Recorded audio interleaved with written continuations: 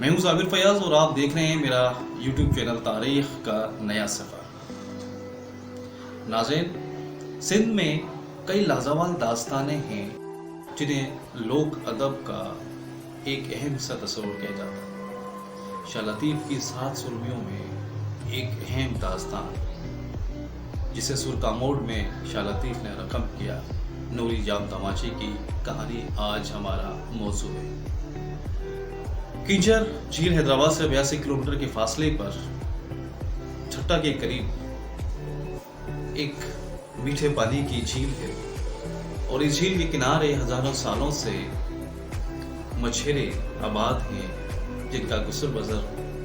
مچھلیاں پکڑ کر اور انہیں فروخت کر کر ہوتا ہے۔ ایسے ہی ایک دور میں جب سندھ پر سما بادشاہ خیر الدین عرف جام تماچی کی حکومت تھی، وقت کا بادشاہ، ایک عظیم بادشاہ، مچھیروں کی بستی میں رہنے والی ایک خوبصورت لڑکی نوری کے حسن کا شکار ہو گیا۔ ایک اونچے طبقے سے تعلق رکھنے کے باوجود ایک غریب گھرانے کی مچھیرن سے شادی ایک اچنبے کی بات تھی، لیکن وقت کے بادشاہ نے تمام تر وقت کے اصولوں کو بسے بس ڈال کے اسے اپنی ملکہ بنا لیا، اور پھر نوری نے اپنے محبوب کی عشق میں خود کو فنا کر دیا۔ شاہ لطیف نے جا بجا اس داستان میں خراج تحسین پیش کیا۔ کینچر کے درمیان میں آج بھی اس جزیرے پر نوری کی قبر ہے، وہ نوری جس نے اپنے پیر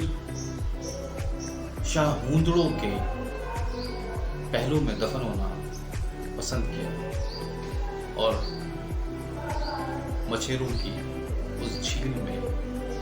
اپنے آپ کو ہمیشہ کے لیے امر کر دیا۔ جام خیر الدین مکلی کے قریب تاریخی قبرستان میں مدفون ہے جو بادشاہوں کے لیے وقف تھا،